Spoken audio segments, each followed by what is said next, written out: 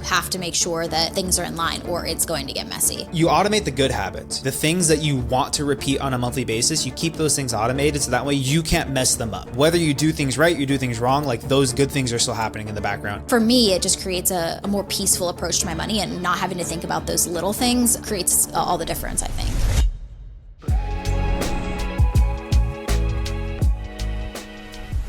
Welcome back to the show. Lauren and I are back for our weekly episode where we talk all things money. Lauren, I was reading this post online the other day, and this person was talking about how her and her husband, they choose not to automate their bill pay for their finances to pay, just like the regular bills each month, because they're worried that it's going to overdraft their account. But at the same time, they were also talking about how they're struggling with being late or behind on several of their payments. I don't know, it just kind of got me thinking, like, automating my finances and not just like paying bills, right? Like you have your utility bills, those things, but like automating my savings, automating my investing. Like that was probably one of the things that like over the last few years I can look at and say, okay, having that automation there is really what like pushed me ahead, because even if, and I have a variable income, but like even if there was months that were lower than others, like that was just a constant, is just putting money into my savings or into the investments or making sure all my bills are paid. It just felt like that's a huge part of it for me. Yeah. And I mean, here's the thing though, if like this couple, if they're not budgeting, if they're not really paying attention to their finances at all, and they start to automate it, they might, not realize when things are coming out, especially if their finances are messy. So I think it's important to like make sure that you're actually, you can't just like automate your finances and never check in on it, because something like that probably would happen. And I think that's why people get nervous about it, because they're like, well, what if I don't pay attention to this and then things come out of my account? You can probably tell that, things are rather messy on their side if that's what they're worried about. Yeah. And I think that's one of the important parts to note, is like automating your finances doesn't mean you just get to ignore your finances. It really just means like the good things, like the good habits, those are going to happen regardless of what you do. And I feel like for a lot of people, like they can get stuck in this place of, I always talk about it, but the paralysis analysis, where they think too much about something and it stops them from actually taking action. And, in your mind, you're like, okay, well, I got to think this out to make the right decision. But if you were to just make a decision, chances are that's going to push you closer to where you want to go.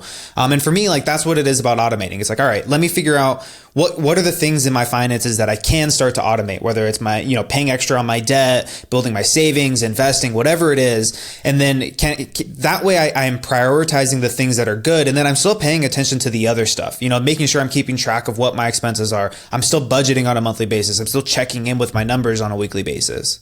Yeah, but it creates like a more like peaceful mindset around it. So you're not having to like worry about bills that are the same or relatively the same every single month. And that's what I think, I think that's what people need to step back and take a look at. Like if this is something that I think automating is a great way for you to like take a step back and realize like, this could be an easier approach for money. That I like simple approaches to money. And I feel like automation is the best way to do that, especially for things that you're going to pay every single month, regardless, whether it's debt, savings, your bills. I think bills are some of the easiest things to set up, like your electric bill, gas bill, cell phone bill. Those are things that I just sort of not forget about them, because I do still check in monthly, but those are things I set up, and, they're relatively the same every month, but I am still making sure that, things are in order. There's no extra charges or anything on there. But that for me, it just creates a more peaceful approach to my money, and, not having to think about those little things creates all the difference, I think.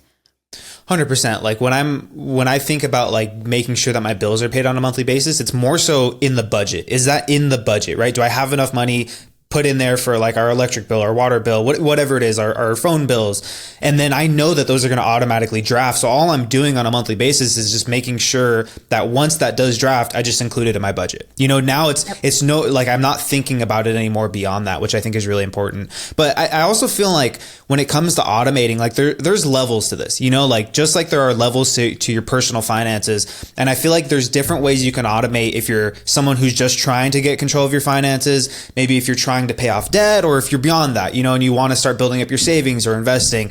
I think there's different ways that you can look at automating your finances that are really going to help you get to those next levels that you're trying to reach for. Yeah. And I think something that you mentioned, like, And it's something I've talked about before, people who want to like live off of looking at what's in their checking account, that's probably not a great approach to it. So if you're budgeting this all out, you're then able to just put things on automation because you know what's coming in and out of your account. So I think that's an important piece there. Don't just set this up and never look at your finances. You have to make sure that things are in line or it's going to get messy. Yeah, exactly. And like, you know, if you're someone who's worried that like, if I automate all of my, you know, as much as I can in my finances, and I'm not going to be paying attention, something might overdraft. I mean, there's a few things you can set up there. I know you and I have talked about setting up like I always call it a zero buffer in your checking account. Like, you know, for me and my wife, like our zero in our checking account, like what we see as zero is $1,500.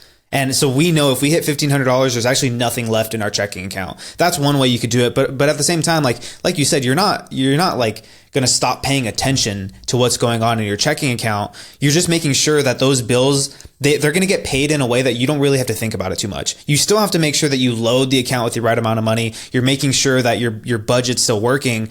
But yeah, it's taking away the constant thought of like, okay, are my bills paid? And it's more so just, cool, I got the money in my account and I know auto draft is already set up, so I'm good to go.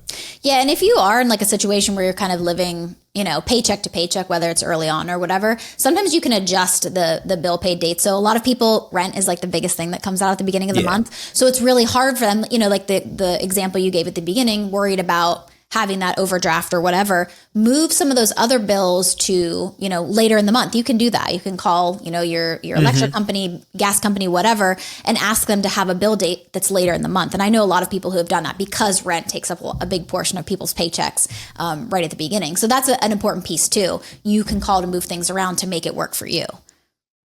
Yeah, that's a big one. Like when I've told people in the past and they're struggling because it's like, okay, you know, I get one paycheck and that paycheck is at the beginning of the month is mainly taken up by rent. It's like, cool, let's move. You know, you kind of have to disperse your bills across the month to make sure that you have enough money. You know, and again, this is if you're that earlier stage, like you're just trying to get out of paycheck to paycheck life. You disperse those bills across the month. Now you can still set up auto pay and you'll make sure, okay, once my new check comes in, here's a few more bills that are going to be taken out after that point. You know, so that's definitely a way to do it. But, you know, I think we should talk about if someone is working towards paying off debt, what are some ways that they can start to automate their finances if they want to, you know, make the debt payoff process a little bit easier on them?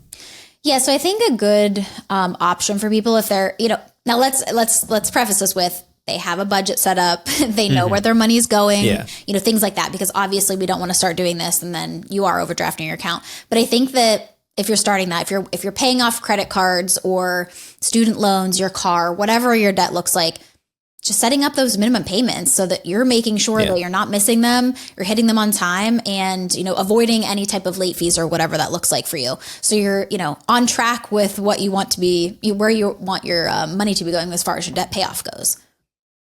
Yeah, 100%. I think if you're trying to get out of debt and you don't have like the minimum payments are automatically set up, that's for sure step number one.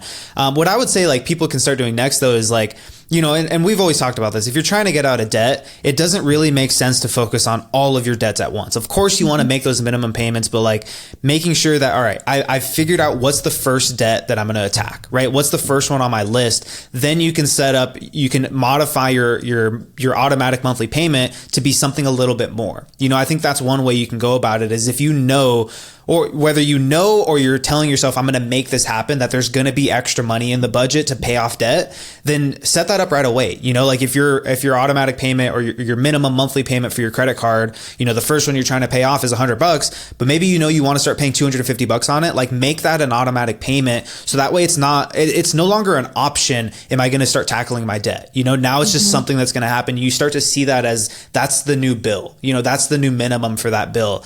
And a lot of times what I found too is if you can do that earlier in the month, like you can set that up to where I've paid that amount early in the month. Now I'm like forcing myself to live with what's left over, as opposed to like a lot of people will wait till the end of the month, see what's left, and then pay off their debt. But then, you know, at that point, you're not, your priorities might be right in your head, but how you're playing them out in real life is not, you know, those two things are misaligned. Yeah, I say that all the time. Like, don't create your savings goals or, you know, your debt payoff goals at the end of the month, because you're going to find money. You're going to money that you have left over. You're going to find things to spend on. You know what I mean? So creating this all at the beginning of the month is great. But yeah, if you're whether you're using, your debt payoff approach as far as like snowball or avalanche method, set up those recurring payments, monthly for the minimums at least.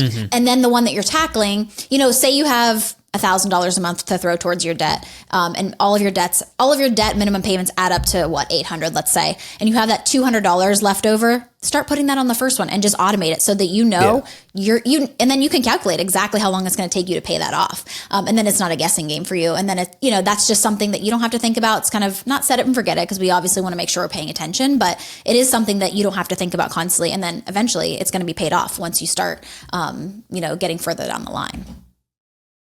Now, I think one thing to note is this is a lot easier to do when you know what you're bringing in on a monthly basis. Like if you have a consistent paycheck, it's very easy to say, all right, this is going to be the plan for the month ahead, and this is what should be left over, so I can just move that to the front and pay that extra. But what if you're someone who doesn't have a consistent paycheck? Do you think that person should still be automating like extra debt payments towards, getting out of debt quicker? I guess it depends. Like if you're making enough that it would cover that, potentially, but if you don't think you're going to be covering that every month, I would just do the minimums. And then, if you are bringing in extra, then you can go ahead and like pay off additional from there. But I think it's just going to depend on individual situations. Now, Nick, you're like the king of inconsistent income. So what do you recommend for that? Yeah, I think you gotta understand your income a little bit. Like my income for my entire working career has fluctuated month to month. There has been, I don't even know if there's been 2 months like back to back where the income has been exactly the same. There's always a little bit of fluctuation there. And I would say you have to know your income in the sense that, what is a high and what does a low look like? If a low looks like I'm barely going to get the bills paid this month, and then a high is like, cool, I'm great for the month ahead. You want to make, at that point, I would say it's probably not a good idea to automate extra payments, because you don't know if that month ahead you're going to have extra money. Now, if your low still leaves flexibility in the budget, still leaves extra money at the end of the month, meaning that what you have to pay on a monthly basis is below the fluctuations of your income. At that point, yeah, I would definitely make sure you're setting up something extra.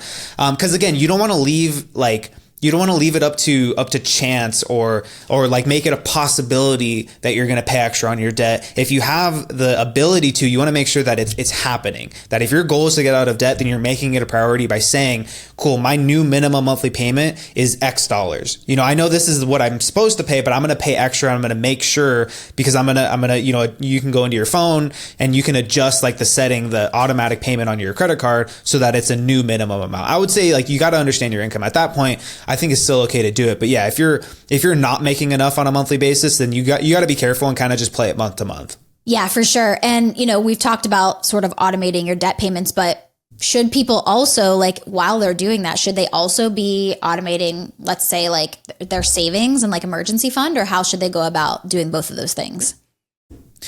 I think it really depends on what kind of debt you have. Like if you're working on paying off like a student loan, right? And it's at a reasonable interest rate, and maybe, you went to school and it was worthwhile, right? And you're making a good income, but you still have like 60 grand left on your student loans. Like you're probably not going to just be focused on the student loans while you're building, like you're probably going to also want to build up an emergency fund. And so at that point, it might make sense to automate some savings, automate some extra debt payments. But if you're working on paying off like credit card debt, like 30% interest rate or something, I would say let's build up a small savings first, just so you have a little cushion. And then I would hold off on funding savings accounts, funding a larger emergency fund until you get those credit cards wiped out. Mainly because like it just comes down to a math problem. Like if you're saving money in a bank account and you're getting 3 or 4%, it's a high yield savings account, but your debt is over here accumulating 30% interest. Like it just doesn't make sense. At that point, like the thing that's hurting you the most or setting you back the most is those credit cards. I would say put your full attention on that. Of course you should build up something on the side, like whether it's $1,000, whether it's a month worth of expenses, so you have a little cushion, but then everything beyond that, I would just be focused on the debt. Okay. So if it's a more long-term debt that you're paying off, like let's say a car or student loans or something, feel free to like build in some savings there. But if you're going to start your payoff journey and it's like, high interest debts, then probably you could probably set up the minimums on those, but the extra stuff start putting into savings really quick to build that up. and then go back to your debts and start working on those and stop like sort of probably saving at that point, just because you are hitting the more high interest debt at that point. Yeah, 100%. And, you know, again, like if you're working on something like student loans or a car, or maybe like you're looking at your mortgage and you're like, okay, this is a debt that I want to get paid off. Like those things for a lot of people can take years at a time. You know, credit card balances are typically, you know, in relation to something like student loans, are on average, those are a little bit lower. And so that might be a year or 18 months or a 2-year journey to get that paid off. Whereas student loans, if you're working on 60, 70, 80 grand, this might be a 3 or 4 year journey to get that paid off. For something that long, you probably don't want to forego building up your savings, starting to invest in retirement. You know, it's kind of like I said, it's a numbers game. You got to look at how much time is this going to take me to pay off? And am I willing to spend that time just focusing on this one thing? Or do I want to kind of build a few things simultaneously? That's kind of what I would say. Like if your student loans or whatever it is, they're taking like 4 years, it's probably a good idea to automate some savings. And that could still mean like the priority is paying off the debt, but you're still building up some savings off to the side as well.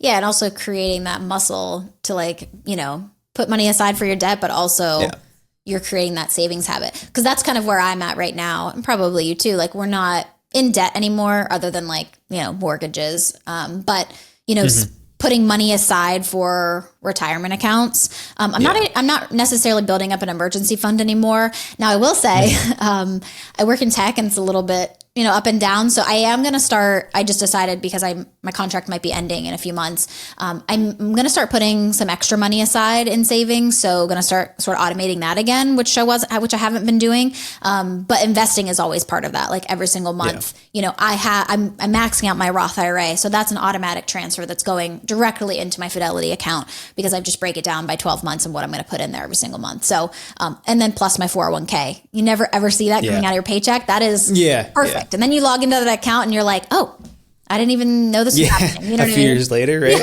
Yeah, it's amazing. So that's the beauty of creating those automations. It's just kind of takes the guesswork out of it, and then you surprise yourself a little bit on the other side.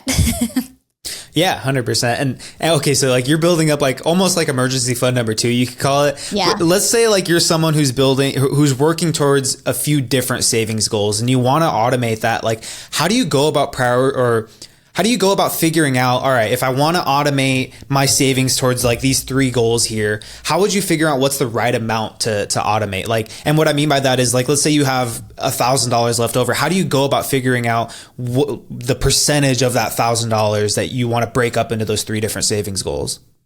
Probably whichever one's most important first. So if you're still building up your emergency fund, I'm probably going to put a big chunk of it there because I feel like that should be sort of accomplished before maybe other things like travel fund or new car fund or fund, you know what I mean? Things like that. So I think make that determination. Then other than that, you know, look at your long-term goals. Like let's say you have a trip coming up. Maybe you need to start putting a bigger chunk towards that. I think it's just going to depend on your individual situation and kind of what you have coming down the line.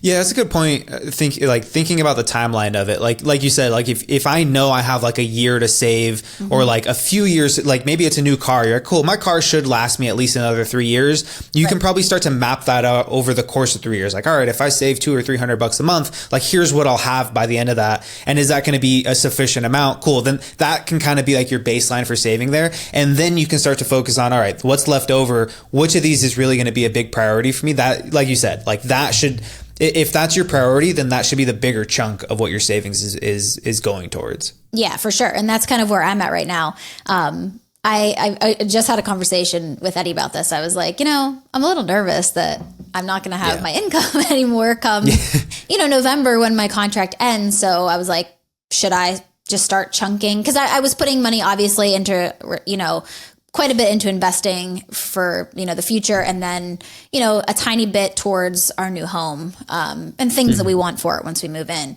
And I was like, I think I'm going to take a majority of that and put it in just like a little side savings account, just because, you know, trying to get another job in December, January is probably not going to be easy. So I could be off work for like 2 or 3 months. So that is going to be a more immediate need for me. So I'm going to start increasing that rather than sort of waiting on that, because that's coming up in the near future. Yeah, 100%. I think that's a good idea.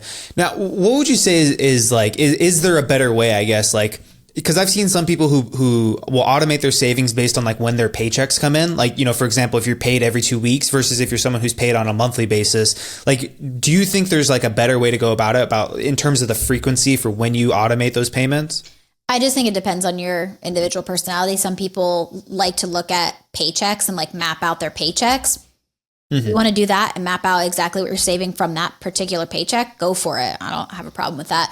I personally like to do everything just because it's been a few years into budgeting and really having things laid out. I personally just do it once a month just because I know exactly when things are coming in and out, but I think it really just depends on your personality. I know people that really like to, you know, map out each paycheck. I know people that like to touch it maybe once a month. So I think it's just going to depend on what you prefer, what's going to work for you. Yeah. We've also been doing it like once a month, like, you know, around the first of the month when, you know, the money clears in our checking account, like we're good to go. We have all that money in there.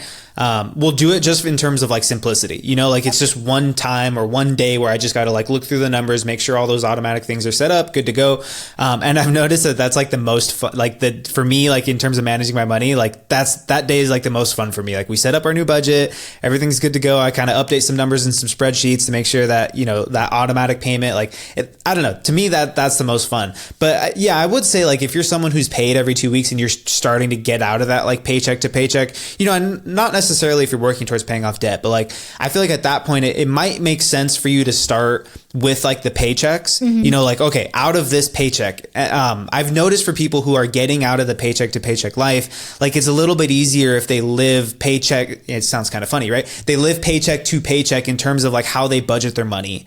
Because the problem is, the reason why a lot of people were in that paycheck to paycheck life is because they're kind of extending themselves beyond what their paycheck is. And I think if you can get back to a baseline of, all right, this is what I have for these next 2 weeks is whatever this paycheck is, and I can allocate my funds appropriately, you know, and then you do that into the next couple paychecks. Eventually, I think you can get to a monthly basis. I think that would probably be best. But, you know, understanding like, what do I have coming in on like a biweekly or twice a month or whatever it is, and then focusing on allocating those savings first. Yeah. And something else to mention, we sort of touched on it, but automating those things that are reoccurring. So let's say you have like insurance premiums. We talked about it, like vacations, things like that. Now I will say, if you're doing all of your debt, you know, automations, and then this could get a little bit messy for you. So maybe like take one step at a time, and then slowly introduce these things. But I will say, like, if you are paying your car insurance like every 6 months, it is really good to just start putting that aside monthly. So you're not like waking up one morning and being like, oh, I have several hundreds of dollars that I need to pay. Because I see that happen to people all the time. So that is probably something that you're just going to want to start from the get-go. You know what I mean? But these extra things like a car fund, you know, vacations, things like that, add those in once you know, maybe get a little bit better understanding of your finances, of your automations, and go from there. But yeah, just something I wanted to add. No, 100%. And you know, what I've started to do is I don't want to necessarily keep track of like, all right, here's what we would need to put aside for like our, you know, we pay our car insurance every 6 months. And then I know we're going to need like 2 oil changes in the year, you know, like instead of like figuring out the dollar amount that I need to put away on specifically on a monthly basis, what we've done is we just have like a general sinking fund, which for us covers a lot of these bigger things like our car insurance, our oil changes. I don't know why I can only think of like car things right now, but like yearly subscriptions or whatever it is, right? We kind of break that down into like, all right, what's a monthly deposit into that account? And then we don't really touch that account for, you know, random things. That stuff's kind of built into our budget. Well, we touch that when we need to pay our car insurance premium. You know, we just paid that like 2 months ago, and I just pulled it right out of that account. I didn't even touch my budget, like our monthly budget for that. I just knew we had some money set aside, so I'm just going to put it towards that. That's kind of what I found has been a little easier, is like, all right, I know like I don't want to disrupt my monthly budget for these one-off expenses, you know, once or twice a year. And so what I do is we just put money into a savings account, and I know I can just pull from that when we need to. It's kind of just, it works if you are someone who's a little bit more disciplined with your finances, and you can look at a pile of cash sitting there and leave it alone until you need to, you know, access it for something. If you're not someone like that, then, you know, then it becomes a little bit tough to just have money sitting there, and you might be tempted to use it for something else. Oh yeah, for sure. Now we've talked about, you know, automating debt payoff. We've talked about savings and emergency fund. when does, investing for our future, retirement, anything beyond that, when does that sort of come into play? Because this is a lot to be automating. So you really have to be on top of it. Yeah. But when should people start to sort of do that? Yeah. And what you said, this is a lot to be automating. I will say, like, it's a lot when you are first getting it all set up. Once it gets going, though, that's the nice thing about it. It is automated. And so you kind of only just have to set these things up once and then just kind of like check in with them every so often. But when it comes to investing, I think on the one hand, like, are you in the right place to start investing? I think that's a really important question. If you're focusing on paying off high interest credit card debt, or you haven't built up an emergency fund, like, let's focus on those foundational things first, and then we can get into the investing. But to me, like, the automatic investing, like, that to me is probably one of the most fun things for me to look at.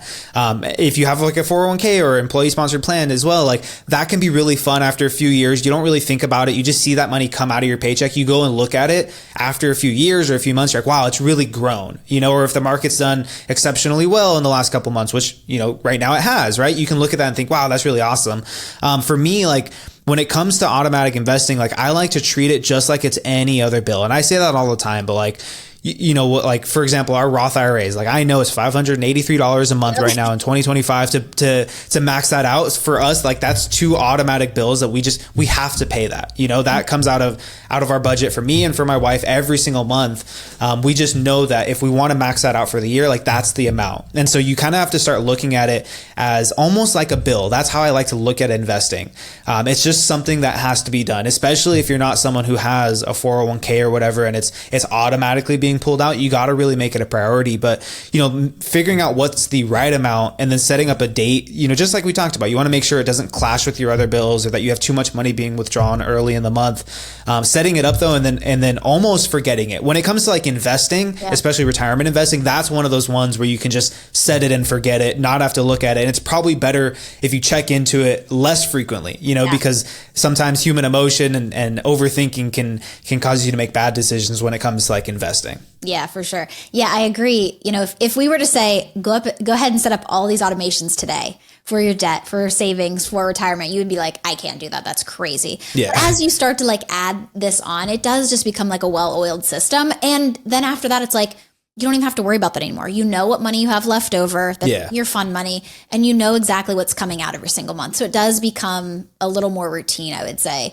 But yeah, I think for you and I think we can agree on, even if you are paying off like high interest debt, you could still be, in your 401k at least getting up to the match at this point. So that's something that you're probably already going to have automated anyway. That's coming right out of your paycheck. You're not even seeing it. It's going right in there. So that's getting that muscle moving. But yeah, in addition to that, while you're still paying off some debts, whatever your debt payoff journey looks like, if you want to tackle your student loan super quickly and sort of pause the investing side of things, go for it, But that's a way to get the muscle moving. And then, when you get to that point of, you build up an emergency fund, you have some of your sinking funds in mind, you want to start putting that extra money into investing, then you'll be ready for it from like an automation perspective. That's what I did when I went to like heavy debt payoff and then, building up that emergency fund, house fund, because that's what we were doing at the time.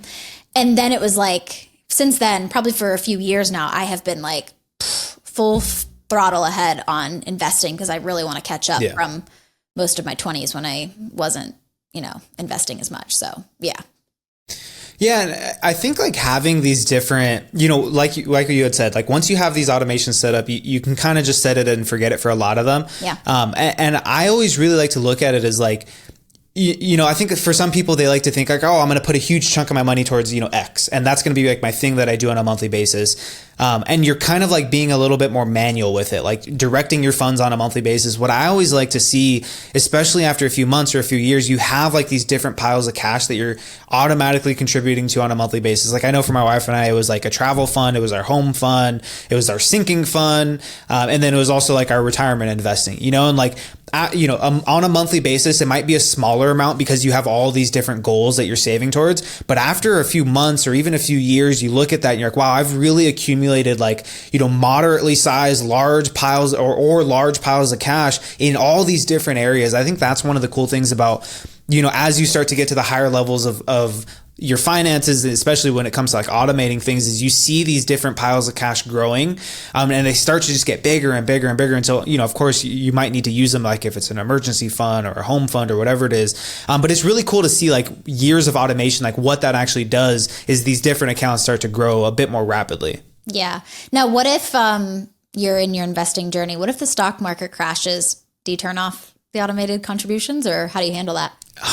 I can't tell you how many people like online a few months ago when the big, everyone was convinced this was like the next big crash, and like people stopped their plan, and you can look and you'll see like the people who stuck to their plan, they didn't touch the automations that they had set up with their investing, like they came out ahead, like because those months where the market was down and their automatic investments just continued to buy, like they were buying at such a discount. And now those specific funds are worth even more than funds from a month prior. But yeah, I think like unless something really big happens, like the market's always going to recover, right? Like now, when I say is always going to recover, like I said, something really big happens, you're probably not even going to be worried about what the stock market or what your portfolio is doing. Other than that, though, it's just a matter of time. Like there have been crashes that have rebounded in a few months. There have been crashes that have rebounded over the course of a few years, so it might take time. But if you're consistently investing, you're going to be getting all of those gains so that when the market finally does recover and it hits that point before the crash, like you've accumulated even more money because you were buying when it was cheaper and now it's built back up. Yeah, for sure. And I think so many people miss that opportunity because we get scared. I get it. I still regret not buying more when it was right. I regret that a lot actually. Whatever. Okay, so we talked about our debt, we talked about savings, emergency fund, and we talked about investing. How should we sort of optimize this automation as we grow through these different stages? Like what does that look like? Yeah, I think like we had said, it's like looking at this in terms of like the different levels of your finances, right? Like you've automated your bills. If you're trying to get out of debt, you automated the extra debt payments. Then you started to automate the savings so that your emergency fund is growing, your sinking funds are growing. And then it's the investing, right? You automate that.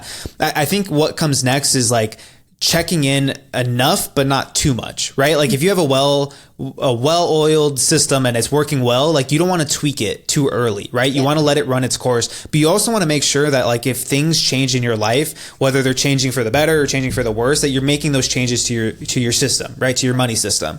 Like if you get a raise, your system should increase with that, like the amount that you're saving should grow. And so you might have to go in there and make some tweaks. And, conversely, if like maybe your family starts to get a little bigger or something, like you might have to allocate your funds a little bit differently. And so just kind of, I don't know, checking in with your system when big life changes happen, I think is a good thing, even if those start to happen more frequently, as opposed to like just checking in and like making tweaks because you think it's not working as well. That's when I would say like it's better to just set it and forget it and then check in a few years. Yeah, for sure. Now, something I was thinking about through all of this, you could have quite a bit of your, if you lay out your budget, you could have quite a few things put on automation there. Something that I think about that for me, obviously is not on automation is like my fun money category, because obviously you can't, what are you going to automate going to Target? You know what I mean? So I think that's actually like a flexible area that I have. Now that I'm, in a different spot of life and I do have extra money, I do keep a pretty big chunk there. And I will say, if I have money left over at the end of the month, I will put that in different spots. Like if I want to invest a little bit more, I will go ahead and throw that to the side. But sometimes I do use all my fun money. It really depends what I have going on that month. Like in the middle of winter, I think I have so much money left over because there's just nothing to do. You know what I mean? Sitting at home drinking hot chocolate. But, in the summertime, and I just went home like randomly last week. So my fun money included a flight in there. You know what I mean? So there's times that I have extra that I'll throw in there. So that's something for me that I'm probably not going to, obviously you can't automate your fun money, but I'm just saying like if I'm putting extra towards XYZ, it's not going to be automated. It was part of like my fun money to begin with. So that was just something I thought of that isn't really automated, because as we're talking about all this, it seems like mostly everything could be, Yeah, I think it's good to automate the things that like you automate the good habits, like the things that you want to repeat on a monthly basis. You keep those things automated so that way you can't mess them up. Everything gets treated as just an automatic bill that has to get pulled from my account. And whether you do things right, you do things wrong, like those good things are still happening in the background.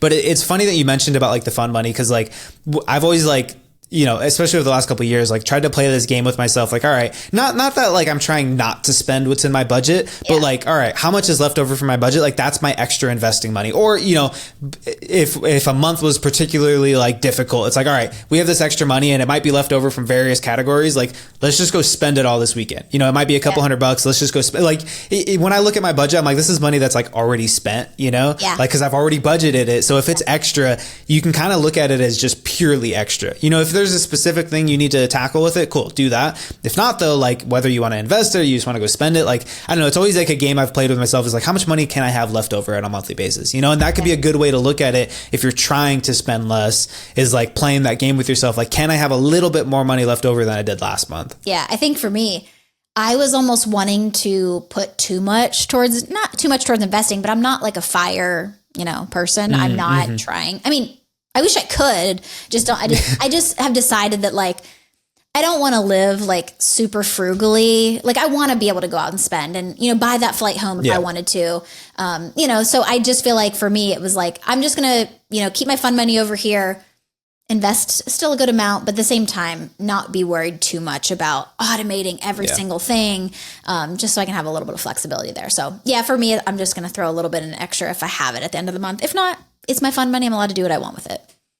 Yeah, 100%. I think that wraps it up. I think the big takeaway here is like automate the things that you want to continue doing on a monthly basis. Like whether you're just trying to get out of the paycheck to paycheck life, or you're trying to grow your investment portfolio and, hit your first million, right? Like automate the good habits so that way there's not like a chance for you to mess those up. I think that's the big thing. Like if you want to keep doing something good, make sure it's like impossible not to do that good thing. But yeah, other than that, if you found some value out of today's episode, the best way you can help us grow is by subscribing and sharing it with a friend. Yeah. And if you want to have your money question answered on the show, you can visit our website, justanothermoneypodcast.com, and click the submit a question button. And don't forget to join us for another episode of Just Another Money Podcast.